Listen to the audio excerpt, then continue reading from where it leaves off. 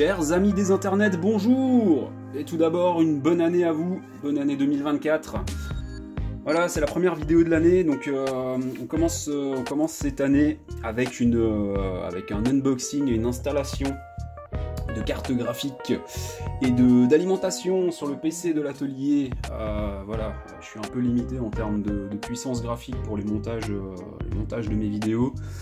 Du coup, j'ai décidé d'upgrader mon PC. Donc aujourd'hui, l'objet de la vidéo, ça va être un unboxing d'une carte graphique, donc qui est une ASRock, si je dis pas de bêtises, XT6600 Challenger D, et d'une alimentation, j'ai plus la marque, c'est du 550 watts, donc largement suffisant pour ma configuration.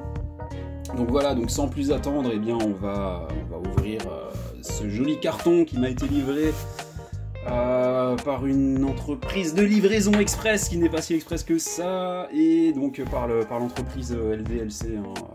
Je suis pas là pour leur faire de la pub, mais voilà, c'était les plus compétitifs sur cette carte graphique là. Donc voilà, sans plus attendre, nous allons donc ouvrir ce carton ensemble. On va voir le conditionnement de chez LDLC. Je suis légèrement impatient, je vous cache pas. C'est pas tous les jours qu'on achète des cartes graphiques.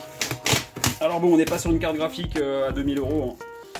On est sur du matos qui vaut 250 € si je dis pas de bêtises. Et une alimentation qui vaut une cinquantaine d'euros. Donc voilà, on reste sur un budget relativement contenu pour l'utilité. Alors, bon je vois que chez LDLC, ils s'embêtent pas trop avec les protections. C'est toujours un peu pareil avec ces entreprises, c'est qu'on nous met les cartons dans un gros carton. Alors si ça prend pas trop de choc, là en l'occurrence le carton n'a pas été endommagé, donc ça va, mais c'est pas ultra protect quoi. Ok, donc là on a la lime, et ici nous avons la carte graphique.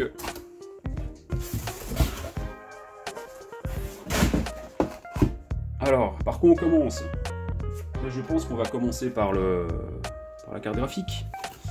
Alors, premier point, je vois qu'elle est pas scellée. Alors ça me plaît pas trop en général, quand c'est pas scellé. Donc voilà, donc c'est bien le modèle que j'ai commandé. Donc elle est prévue pour jouer en 1080p. Elle peut faire du 4K d'après ce que j'ai vu. Je crois pas qu'elle fasse du 8K. Mais bon, de toute façon, c'est pas du tout une carte que je vais utiliser pour jouer, ou accessoirement pour essayer. Surtout ce qui m'intéresse, c'est les 8 Go de RAM en GDDR6 à l'intérieur. Voilà, 8 Go pour faire du montage vidéo en 4K, c'est confortable. Voilà, alors ouverture de la boîte. Alors,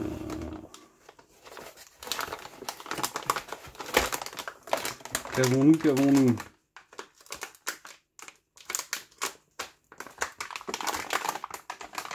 Bon, visiblement ça n'a pas été ouvert, dans le sens où les préformes de la pochette ESD là, ayant déjà bossé dans des grosses boîtes où on mettait des cartes en pochette ESD, et ensuite dans des prémoules, on n'a pas de faux plis ou de repliage. Donc apparemment c'est la pochette d'origine.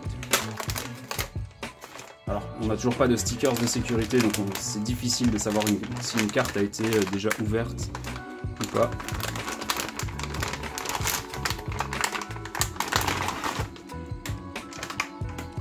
Voilà. Bon, c'est visiblement tout neuf.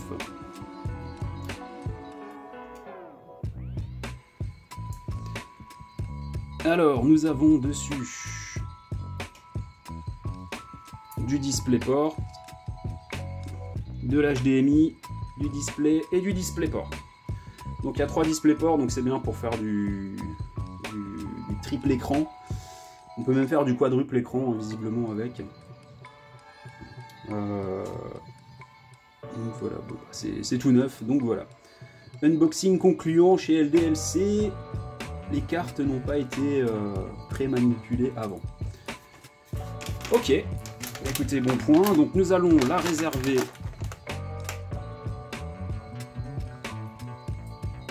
comme ceci. Nous allons unboxer l'alimentation. Ah, désolé, je ne fais pas de montage sur ces transitions. Donc alors l'alimentation, nous avons une Aerocool donc en 550 watts avec surtout donc les ce qui m'intéresse c'est le port PCI en 8 broches, donc c'est du 6+2 et la carte graphique elle a besoin de 8 de ce que j'ai vu, donc voilà, donc le PCI, la ligne PCI Express en 6+2, donc ça c'est intéressant. On a 4 SATA, on a du PATA limite Molex en x2. Donc on a une ligne carte mère en 20+4. Et donc voilà, on a toutes les spécificités ici pour ceux que ça intéresse. Donc voilà, sans plus attendre, on va ouvrir la boîte. Donc là, voilà, ça je préfère. C'est sous blister, on voit que c'est un blister d'usine. Parce qu'en ce moment, il faut quand même se méfier avec le matos qu'on achète. Entre les trucs reconditionnés, les trucs qui ont été ouverts, qui ont été installés, qui sont reconditionnés au niveau du packaging. Enfin voilà, tomber sur du produit neuf qui sort d'usine, c'est... faut vraiment faire gaffe à ça en ce moment. Ok.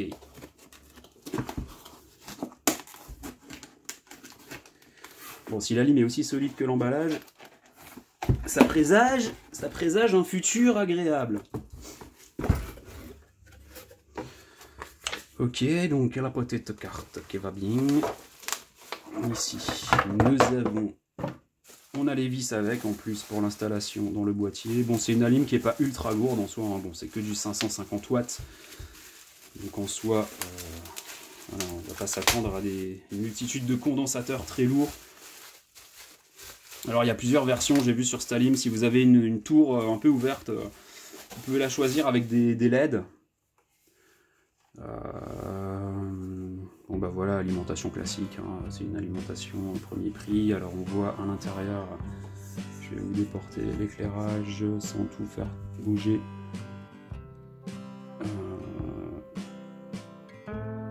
Ouais, c'est pas folichon, mais ça fera le boulot. D'après ce que j'ai vu, c'est plutôt bien noté, ça fait le taf, quoi. Donc voilà, bah écoutez, ça c'est la partie unboxing. Je vais aller faire un dépoussiérage de mon PC. Je vais pas filmer l'opération, je le fais au compresseur. Faites gaffe quand vous dépoussiérez votre PC, allez-y gentiment sur les parties électroniques, sur les parties ventilo. Ça peut être dommageable, hein, de faire un dépoussiérage trop puissant. Voilà, allez chercher les endroits où il n'y a pas trop de matériel électronique ni de ventilateur, les recoins du châssis pour aller bien pousser les poussières dehors.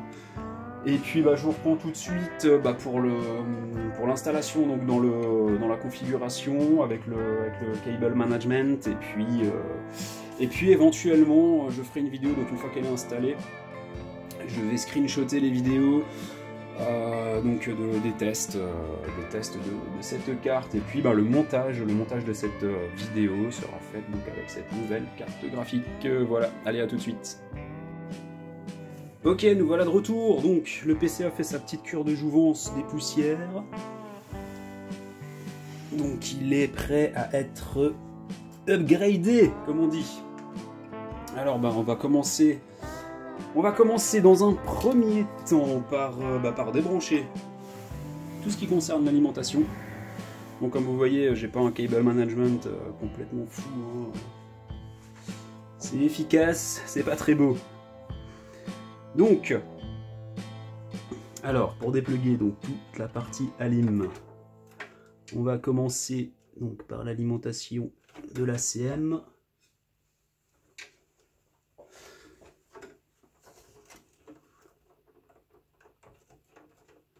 Donc allez-y tout doux hein, quand vous tirez vos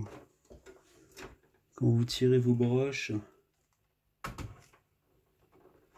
Ce serait dommage d'endommager votre belle carte mère.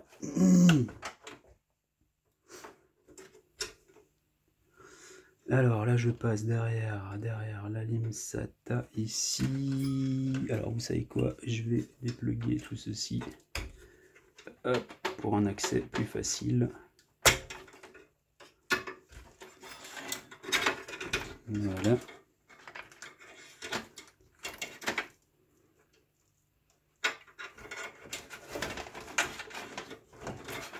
Je vais essayer de faire un petit cable management un peu plus sympa que ce qu'il y a là.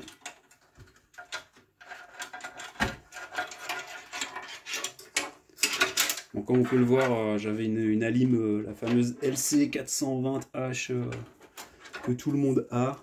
Enfin, sur les PC, des PC de bureau. C'est pas le truc le plus efficace du monde. Je vais peut-être même gagner en performance. Avec plus de stabilité électrique avec une Alim un peu plus efficace.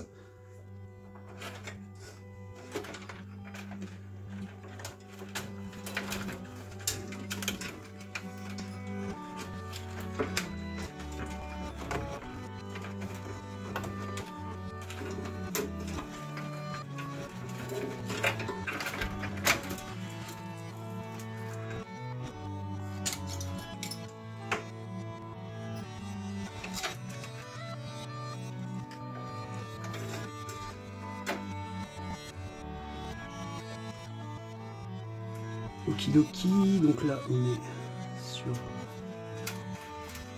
le ventilo le tour, je vais le faire cheminer un peu plus discrètement par ici.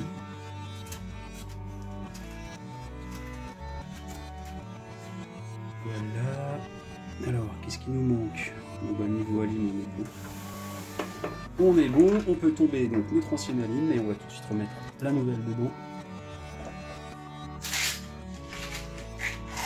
Avec un cruciforme, c'est tout de suite plus facile. Voilà, on va prendre un cruci comme celui-ci.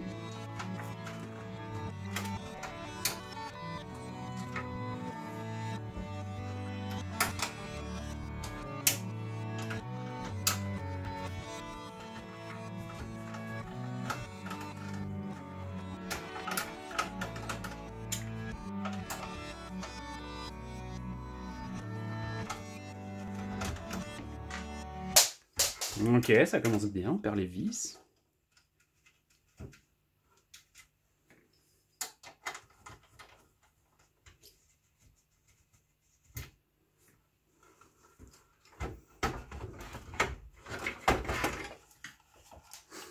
Voilà, bon, alors je l'ai dépoussiéré, mais j'ai pas pu accéder en dessous parce qu'il y a la grille, mais on voit que finalement, pour un PC qui est posé par terre, c'est une Alim qui a quand même pas mal de temps maintenant.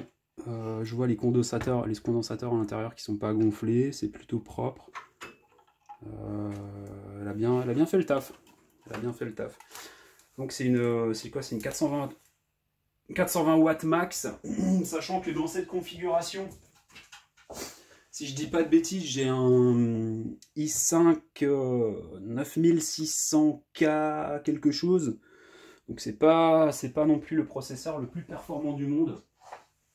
Il y a 8 Go de RAM en... c'est quoi?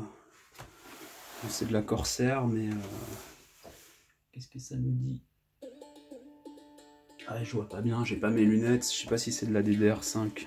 Ouais. Avec un dissipateur dessus, on a un refroidissement par air. Donc vieille technologie, mais qui est relativement efficace hein, pour ce processeur. C'est pas un processeur qui chauffe trop, c'est un processeur quand même assez économique en termes de puissance. Donc voilà, et la carte graphique c'est une gigabit si je dis pas de bêtises, c'est la Z390UD avec son petit rétroéclairage intégré quand on l'allume. Voilà, bon c'est plus tout jeune comme matos, hein, mais voilà, pour de la bureautique, ça fait largement le boulot. Pour faire du montage vidéo, bah, ça va faire largement le boulot, je pense, avec cette carte graphique. J'ai rajouté une petite carte Wi-Fi, histoire d'avoir un peu de puissance Wi-Fi, parce qu'en fait, il n'y a pas de Wi-Fi intégré hein, sur cette carte mère. Voilà, donc ce qu'on va faire, on va aussi démonter donc l'ancienne carte graphique qui était une Nemesis, je crois. Une Nemesis qui date un peu, avec un refroidissement passif.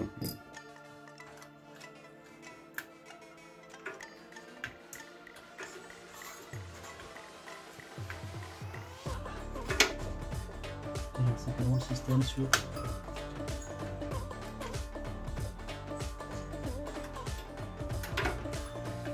Je sais qu'il y a un système spécial. J'ai pas envie d'endommager ma carte mère, ce serait ballot. Une espèce de clips. Normalement on pousse et ça soulève, mais là ce n'est pas le cas. Bon, c'est pas grave, je vais la soulever un peu par l'avant, histoire de comprendre le fonctionnement du truc.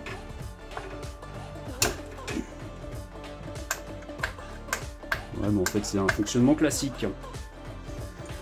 Donc voilà, je faisais mes montages vidéo avec une MEN 610 avec 1 Go de RAM.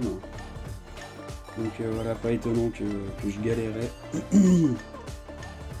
Ok, au revoir madame, tu m'as bien servi. Je vais te conditionner dans un joli paquet et t'offrir au plus offrant. Alors, ce qu'on va faire dans un premier temps, on va déjà monter la lime. On va faire le passage des câbles.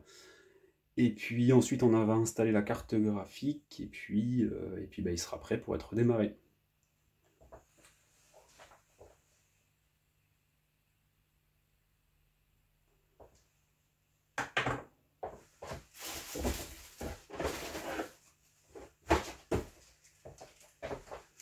Alors, on a des vis avec, je vais garder les anciennes vis, elles font bien le job. Donc on va partir sur les anciennes. Alors, il y a un truc étrange. Non, ok, c'est comme ceci.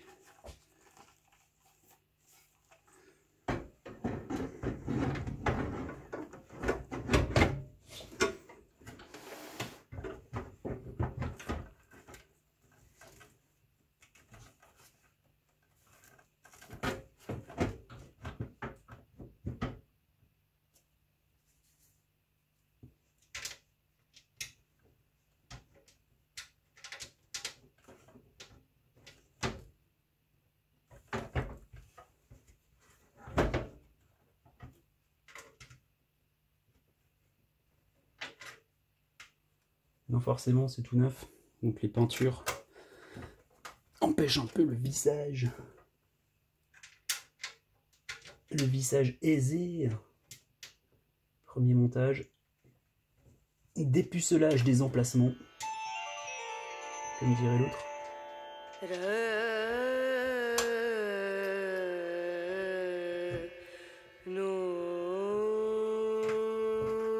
Bon, je vous mettrai un peu de musique en montage. Histoire que vous ne n'oubliez pas trop.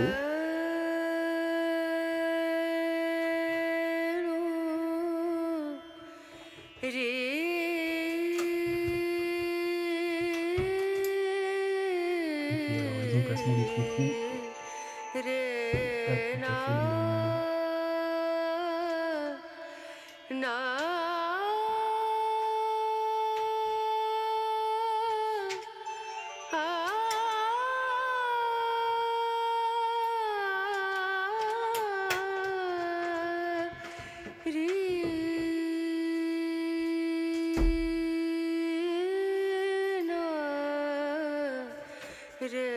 Ok, la vidéo a coupé, je sais pas quand. J'espère que j'ai pas trop perdu. Donc voilà, je vous disais, quand vous serrez, arrangez-vous pour que vous soyez bien dans les filettages. Parce que sinon, vous allez foirer vos vis. Alors sur une allume, c'est pas ultra grave en soi. Mais voilà, c'est quand même mieux d'avoir de bien faire le job. Ok, cable management, c'est parti. Bon, je vous avoue que c'est pas ma grande passion, le cable management. J'aime bien quand c'est propre, mais je suis pas un maniaque absolu. Ok, alors j'ai pas l'habitude d'avoir que du câble tout noir. Du coup, ça change un petit peu. Alors, ce qu'on va faire, on va circuler directement la ligne de la carte mère c'est bien celle-ci. Nous allons tout passer par-dessus ici, comme avant. Faisons attention de ne rien arracher de ce qui est branché. Alors théoriquement, si vous voulez faire ça propre, débranchez tout. Vous débranchez tout, vous reprenez le schéma de montage avec les raccordements des façades et tout, et puis vous remontez tout, vous faites tout bien circuler, vous calculez tout, pour que ce soit propre, mais ça c'est le côté maniaque, c'est ce que je vous disais. C'est sympa dans un PC de combat, mais voilà, c'est le PC du boulot. L'important c'est que ce soit bien fait, mais sans chichi quoi. Disons qu'il faut penser à l'avenir quand vous allez faire de la maintenance dessus, vous allez changer un truc, il faut que ce soit installé de manière à pouvoir dépluguer facilement. C'est surtout ça le plus important. Alors, donc là, de toute façon, il y a des détrompeurs, donc on ne peut pas se tromper. Détrompeur trompé. Même racine.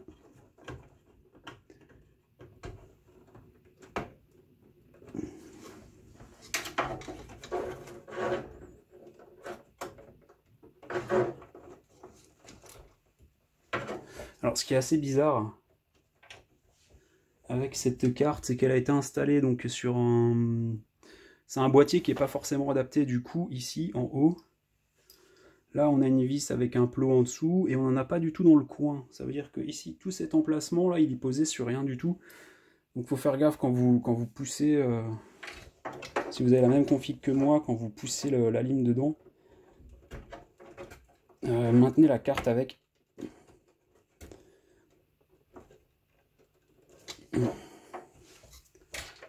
Alors, ok, là c'est dedans. Les SATA, ils sont bons. On va repluguer. Est-ce qu'on replugue? On va y repluguer après. Ceux-là. Ici, qu'est-ce qu'on a? Donc, on a les alimes SATA, on a le Molex qui venait ici. Donc, si je dis pas de bêtises, il faut que j'alimente mon lecteur CD, DVD. Et puis... Ouais, mais on va tout laisser en bas. De toute façon, j'ai qu'un disque dur à alimenter. J'ai qu'un disque dur à alimenter en SATA en bas. Donc voilà, on va l'alimenter comme ceci.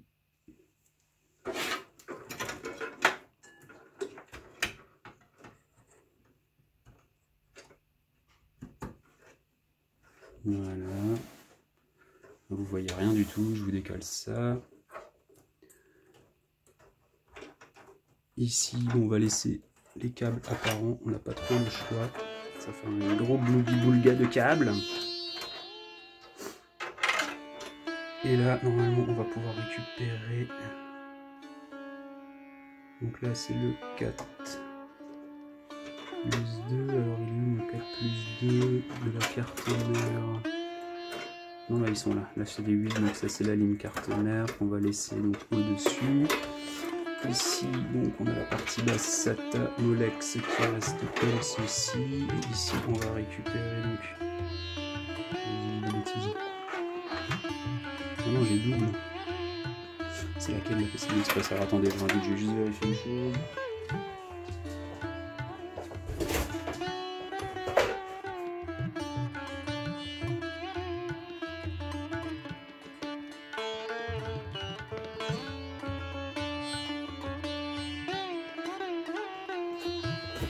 Donc là, il y a la Visual 4 plus 4 et il y a la SATA 2x6.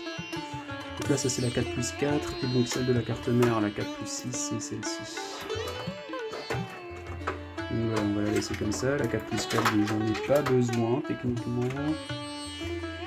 Par contre, j'ai besoin d'une ligne 4 plus 4 pour la haut en 12 volts. Alors, est-ce qu'il est assez long pour y aller? Tu vois, c'est pas très long tout ça. Hein. Parce que j'ai pas envie d'avoir un truc qui passe en plein milieu là. C'est arnaque.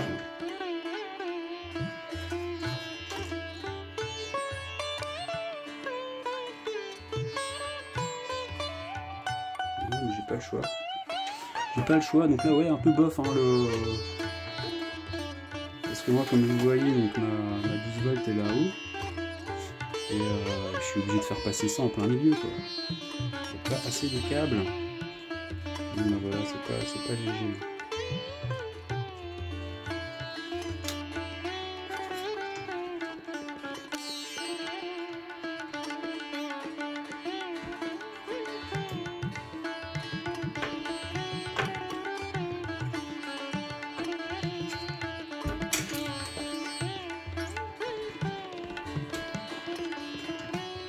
J'aime pas trop ça parce qu'en plus j'ai la carte graphique qui va passer juste ici. Là j'ai pas envie de mettre mes RAM en tension. Ouais, ça c'est pas folichon. Donc voilà, 4 plus 2 elle est là. 3 plus 2 elle est là. 6 plus 2 pardon, c'est ce que je dis. Donc là on va remettre notre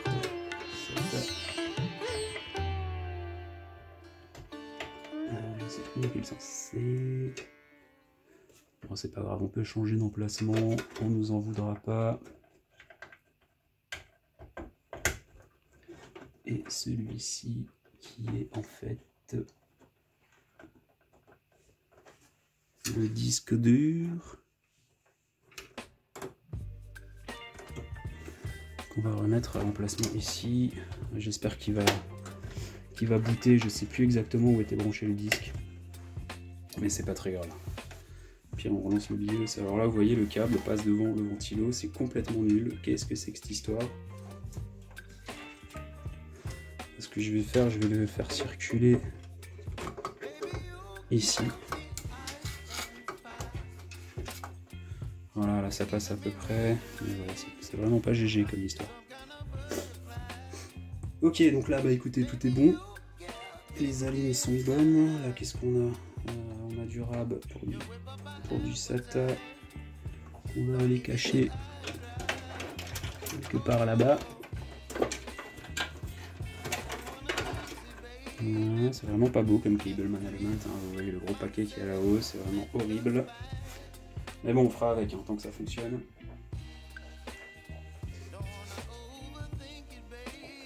Alors ensuite, installation de la carte graphique. Donc il va falloir enlever, je pense, 2 slots.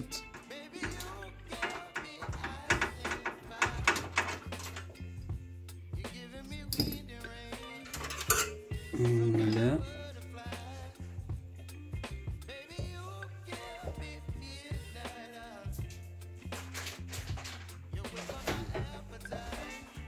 Alors le meilleur moment, c'est quand on enlève les petits stickers qui sont dessus.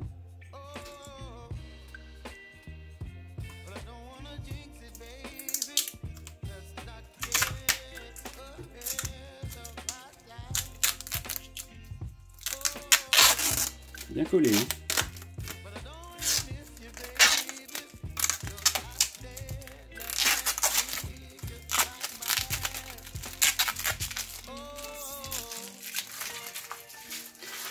Voici, voilà.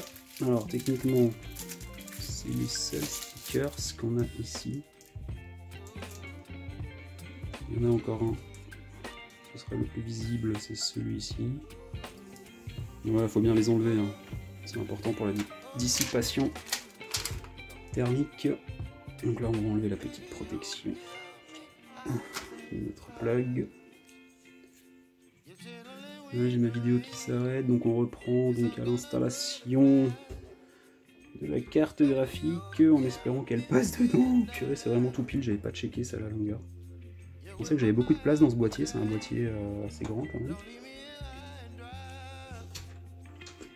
Donc là, ouais, là c'est n'importe quoi, là ce câble 12 volts là c'est n'importe quoi, il passe en plein milieu. C'est pas très grave. Là on vérifie qu'on est bien droit dedans. Voilà, ça a fait clic, on est dedans, c'est propre. Et là on va réutiliser donc nos vis pour maintenir en place notre carte.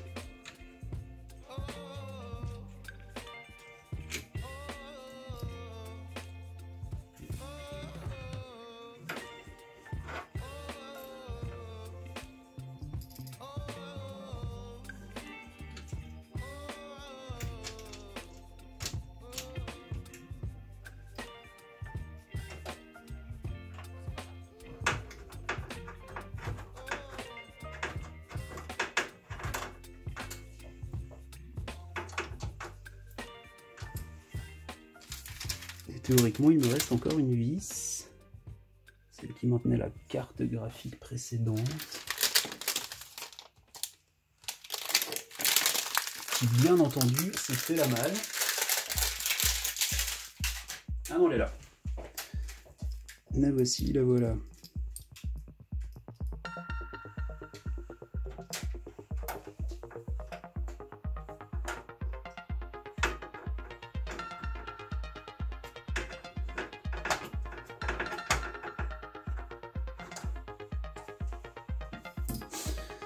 Voilà, bah écoutez, c'est plutôt joli.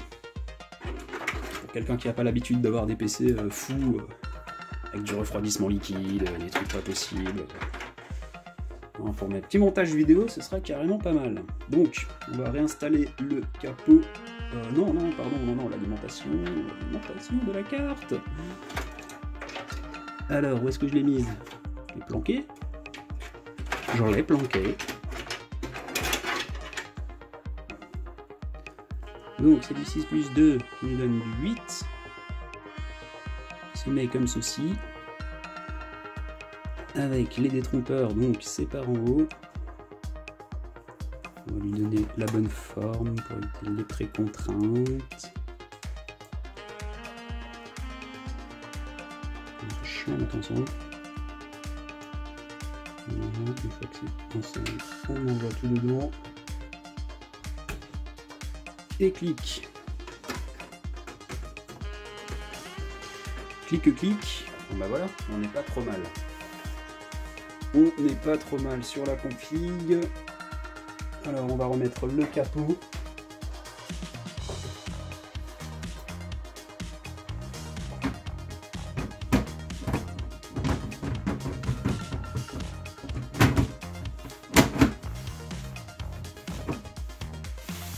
Voilà.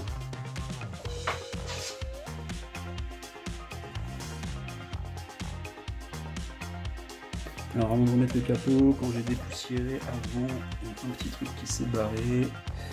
Les petits passe-câbles, on va le remettre. Pour éviter que la poussière rentre à l'intérieur. Et ça maintient aussi une pression positive et négative à l'intérieur selon vos préférences.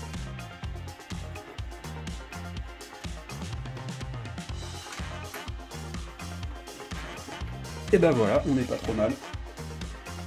Je vais rebrancher la bête. Je vais démarrer tout ça. Je vais vous faire des screenshots si j'arrive à exporter une vidéo temps réel de certains tests. Et puis bah, la vidéo va être montée avec... je vois qu'il manque des petits rivets ici. Peut-être pour ça qu'on me l'a offerte, hein, cette fournisseur qui m'a offert cette tour là. C'est une CM Storm, donc c'est Coolmaster je pense. Voilà, bon, trêve de plaisanterie, je branche tout ça et puis je reviens tout de suite avec la suite de la vidéo. Ok, donc là on passe à la partie benchmark. Donc j'ai utilisé un benchmark gratuit, hein, c'est le Geeks 3D Furmark, ça doit être un benchmark allemand. Alors j'ai lancé dans un premier temps, sans trop regarder au niveau des paramètres, j'ai lancé un benchmark en 720p. Voilà, j'ai pas fait gaffe, donc là il tourne en 720p, ça nous permet d'avoir un petit retour sur l'utilisation de la carte. Donc là j'ai switch, alors j'ai pas vu à combien de fps elle tournait en 720p. Donc là je vais tout remodifier, je vais lancer tout en 1080. Il me semble que j'ai fait un test directement en 4K. Ouais, là j'ai choisi du 4K 1160. Voilà, et on voit qu'il se lance pas en fait. La carte est pas faite hein, pour tourner en 4K. Donc là, on est reparti pour du 1080p. Voilà, alors là on est à 118 fps.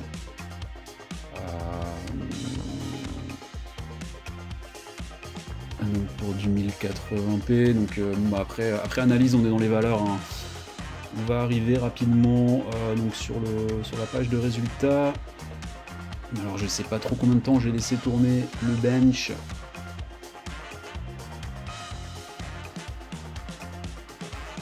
Alors on voit qu'elle est annoncée à 1740 MHz, donc au niveau de la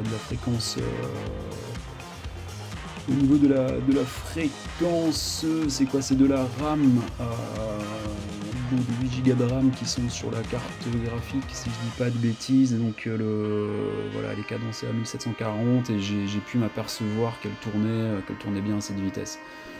On a un pros qui tourne à 2000 MHz à peu près. Sachant que là il est annoncé à 3696, alors elle était peut-être pas forcément à fond. Alors attendez, je vous ai dit des bêtises, là ce que j'ai vu c'était le CPU. Ouais, c'est le CPU qui est censé tourner à 3.7 et le GPU. Le GPU, je peux pas vous dire, il faudra regarder au niveau des specs. Ok, donc là on passe sur KSP. Donc j'ai voulu tester avec KSP, Kerbal Space Program, avec les specs à fond sur le jeu, ou en tout cas quasi à fond, pour voir ce que ça donne. Donc on a pu voir qu'on était à 74 FPS, entre 68 et 74 FPS, sachant qu'on est toujours en 1080p. On a le CPU qui est à peu près à 50%, le GPU qui est loin d'être à fond.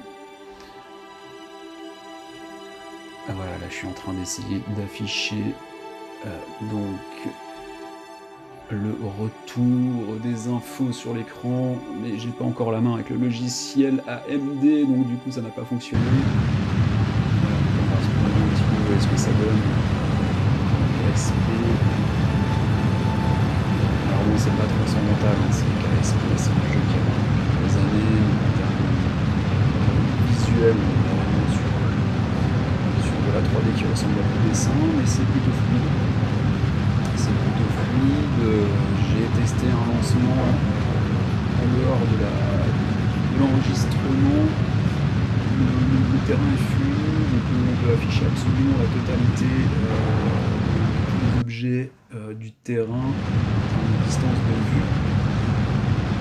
Il n'y a pas d'artefact, d'allumer les réacteurs au niveau du décollage. Les mouvements sont plutôt bien retranscrits. Voilà, si on veut un peu s'amuser avec KSP et mettre quelques objets en orbite, quelques satellites en orbite qui peuvent éventuellement se poser sur certains astres du système solaire, c'est tout à fait faisable et agréable avec cette carte graphique.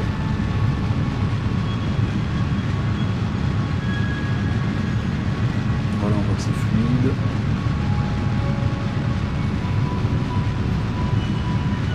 Laisse admirer l'immensité de la Voie lactée en fond,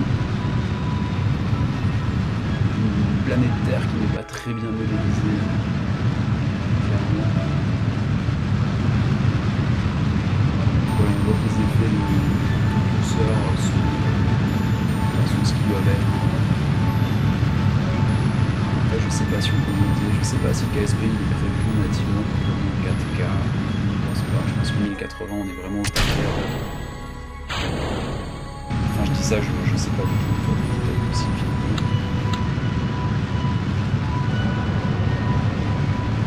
Donc voilà, c'est plutôt si vous voulez une carte graphique à 200 € pour jouer à KSP, ça je pas besoin d'une carte graphique pour jouer à KSP, hein. Mais voilà, elle fait tout à fait le boulot. Ok, donc là nous sommes dans Robocop Rock City. Donc voilà, on va un petit peu pouvoir analyser ce que ça donne au niveau des graphismes.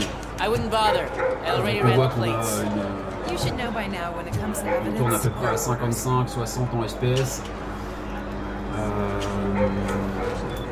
C'est relativement stable.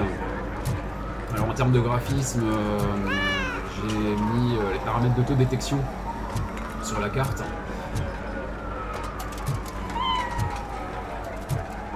Alors on voit que c'est pas voilà, c'est pas beau comme ça devrait être, mais j'ai envie de dire c'est tout à fait jouable, hein. C'est relativement fluide. Alors là j'ai mis les paramètres, j'ai mis donc les paramètres en mode d'autodétection, c'est à dire que quand vous lancez le jeu vous avez l'autodétection du hardware donc il va paramétrer le jeu au mieux pour que ce soit jouable. Donc j'imagine que qu'on peut déjà overclocker le pros, c'est un i5 9600 KF, si je dis pas de bêtises, qui tourne à 3200 MHz et qui est overclockable.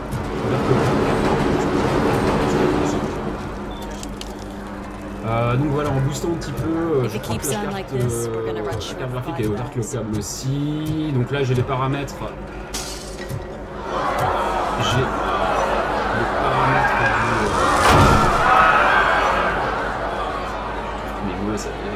J'ai les paramètres donc en fait I'm gonna give you 10 milligrams of diazepam to make you comfortable.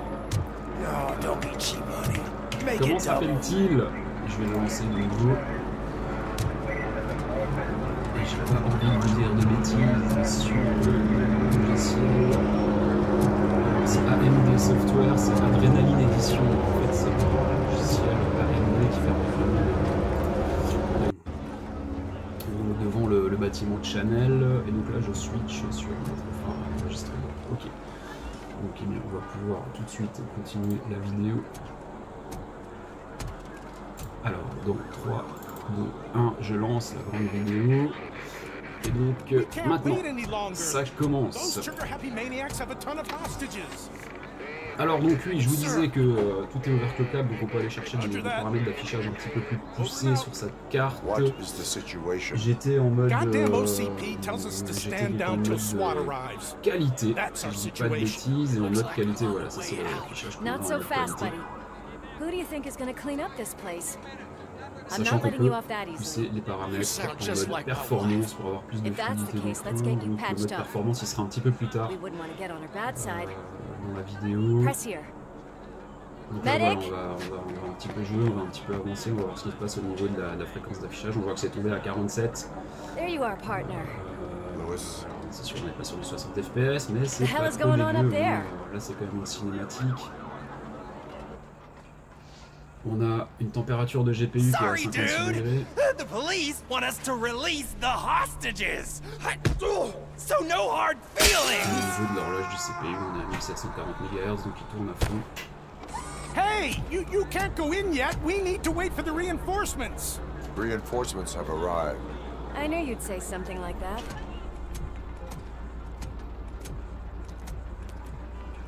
We need to find another way. It is too dangerous to cross. For me. But you Ok, can donc take la the reprise de la vidéo, il arrive devant le Go, les I'll portes en figure flammes de something Channel out. 9. Besides, you could do with a head start. Go on. Bon, la cinématique est pas trop mauvaise. Donc, pour rappel, on est en 1080p.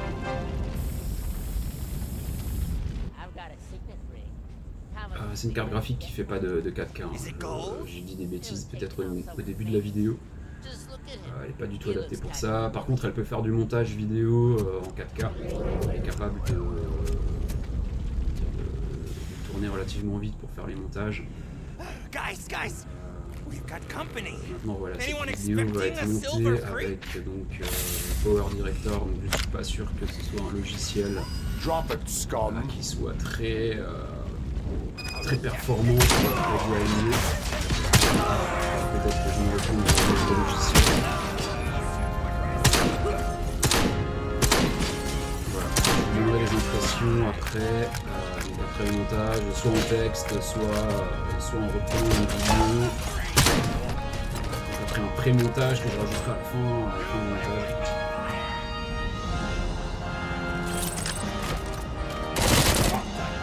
Voilà, donc c'est 56 FPS. On tourne autour des 60. Pour jouer, c'est largement jouable. C'est quand même un jeu assez actuel. Mais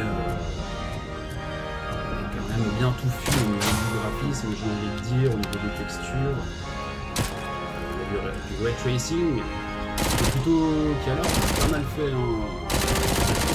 Le ray tracing, les effets sont plutôt jolis. Après, on voit qu'en termes de fluidité, voilà, c'est là-dessus qu'il va c'est là-dessus qu'il va limiter en termes de performance. Après voilà, moi je suis pas un gamer, hein, donc j'ai pas du tout l'habitude de jouer à des jeux qui tournent à 200 FPS. Donc mon avis ne sera que subjectif. On va dire que les derniers jeux auxquels j'ai joué sur PC, c'était du Half-Life. Quand j'exagère un peu, j'ai dû faire pire il y a quelques années, il y a 15 ans. Donc voilà, je suis plutôt du style à jouer sur console. Parce que voilà, j'aime bien jouer depuis mon canapé sur un écran très grand. Maintenant, si ce jeu devait être sur la Series X, je suis pas sûr qu'il soit plus joli. Alors il serait certainement plus fluide puisqu'il serait optimisé pour la console. Mais j'ai l'impression que cette carte elle est pas mal. C'est 8 Go de RAM, alors là on a vraiment en d'utilisation de la mémoire GPU. Ouais, on est quand même sur 6 Go d'utilisés. Donc les 8 Go de RAM ne sont pas négligeables. Une carte à 4 Go là, bah, elle serait un petit peu dans les choux, on serait obligé de tourner beaucoup moins fort. On a toujours l'horloge du GPU qui est à 1342, donc bah, ça c'est son fonctionnement théorique classique. Dans cette fréquence-là, mais il n'y a pas anguille sous roche, il n'y a pas arnaque sur le marché. La carte tourne comme une bataille. On est à 100 watts de consommation, ce qui est pas mal. Il y a des cartes qui consomment bien plus. Hein. Sachant que j'ai donc ma ligne pour les 550 watts, alors c'est largement suffisant. CKF, je consomme 100 watts aussi. La carte pour 200 watts de consommation. Je laisse la ligne, je ne dois pas consommer énorme. La carte mère en elle-même doit tourner à 20 ou 30 watts, j'imagine. Qu'est-ce que j'ai d'autre qui prend dessus? L'adaptateur Wi-Fi.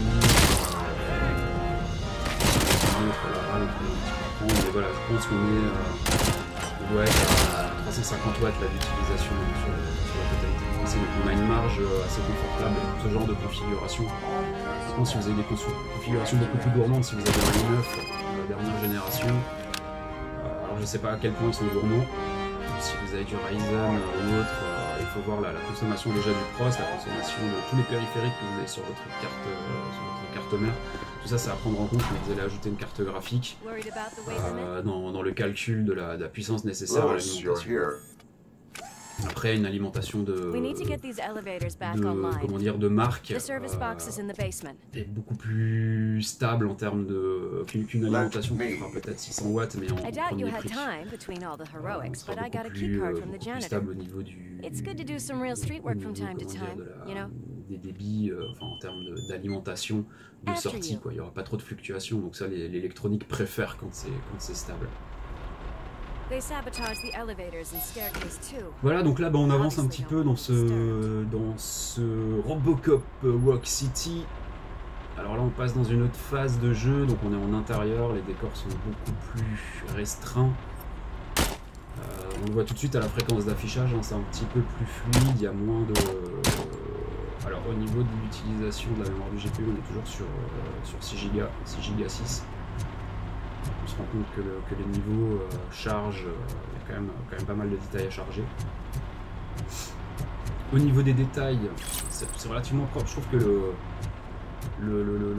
la granulité, comment on dit, le grain du détail, de la pixelisation, quand on se rapproche très près du décor, c'est plutôt propre. C'est plutôt propre. Le jeu qui est toujours fluide, on voit les petits effets de lumière qui sont sympas. Alors il y a quelques bugs, il y a quelques effets qui sont vraiment pas fous. Ça pop un peu sur certaines scènes. De la carte sur des jeux avec des technologies assez modernes. Voilà, évitez de regarder la précision de mes tirs, je suis pas un shooter de FPS. D'habitude je joue avec une manette. Là, revenir à la souris, c'est un petit peu où je retrouve mes marques. En tout cas voilà, l'expérience est sympa. Hein. Ça faisait pas mal de temps que j'avais pas joué sur PC en FPS, en termes d'immersion, c'est quand même beaucoup plus immersif que de jouer à la manette un jeu sur console, hein, ça y a pas photo. Le problème c'est qu'avec le joystick de la console on a toujours une espèce de flou artistique quand on va rechercher le ciblage, alors que là on a vraiment une précision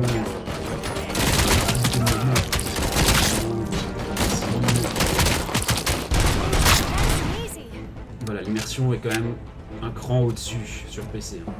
C'est évident. Maintenant j'ai pas un écran qui est très grand, c'est quoi, ça peut être du 24 pouces, un truc comme ça. Donc j'imagine que quand on a un écran, quand on a une carte graphique qui est capable de sortir un jeu comme ça en 4K, en full avec un écran de, je sais pas, de 1 mètre de large, un peu incurvé, là ouais, là on est sur une autre histoire. Surtout si on a une souris, premier prix avec 3 boutons, hein, la molette et les deux boutons, donc on peut pas paramétrer de raccourci dessus. Et quand on a une souris de gamer avec tous les raccourcis paramétrables, avec une précision un peu plus poussée, pour moi elle est relativement précise, c'est du laser. Ça reste, on est loin des souris que j'ai connues au début, je jouais avec des souris avec des boules. Il fallait remonter comme ça, chercher.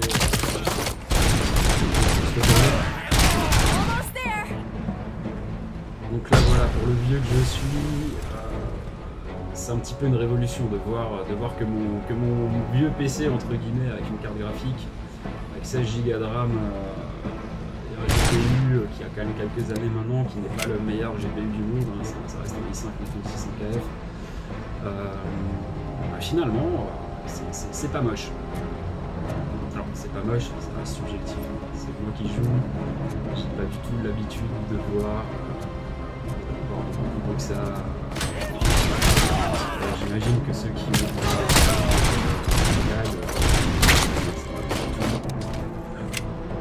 on est sur une carte graphique à 250 €.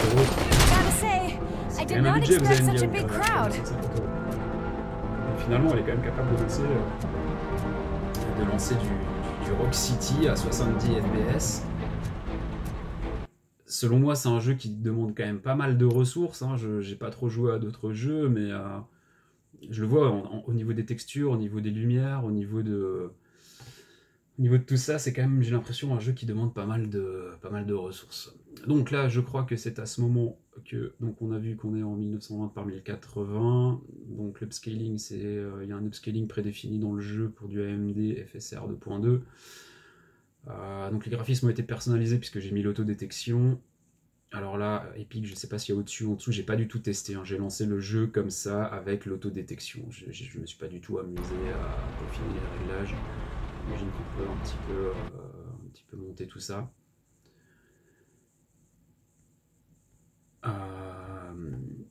Donc là, me semble-t-il que c'est à ce moment que je vais... Voilà. Donc là, c'est le fameux logiciel que je vous disais, AMD, je sais plus, j'ai oublié le nom. Et donc à ce niveau-là, vous pouvez modifier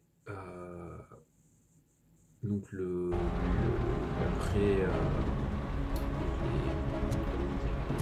définitions, ce qui est prédéfini en termes de réglage au niveau de la carte graphique en elle-même au-dessus du jeu. Là voilà, je l'ai mis en performance. Je sais pas si c'est moi, mais j'ai tout de suite eu l'impression d'utiliser comme si on activait un mode, pas un mode HDR, mais un mode, vous savez, motion, comme si en termes de fréquence, on avait une fréquence plus élevée. Même si au niveau des FPS, on est toujours sur du 60, peut-être le mouvement. Donc on est un petit peu moins, on est un petit peu plus flou au niveau de l'affichage. Ça réduit la définition, mais finalement, c'est un petit peu plus flou comme ça.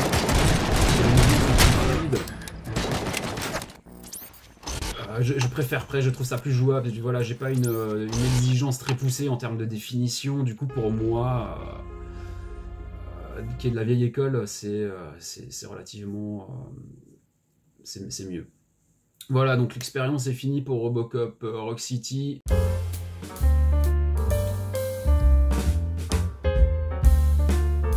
Alors, de retour pour la petite conclusion.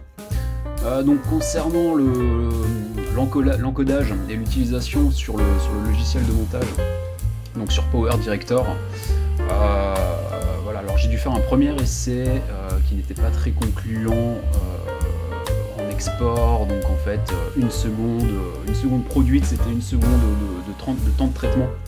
C'était pas très intéressant.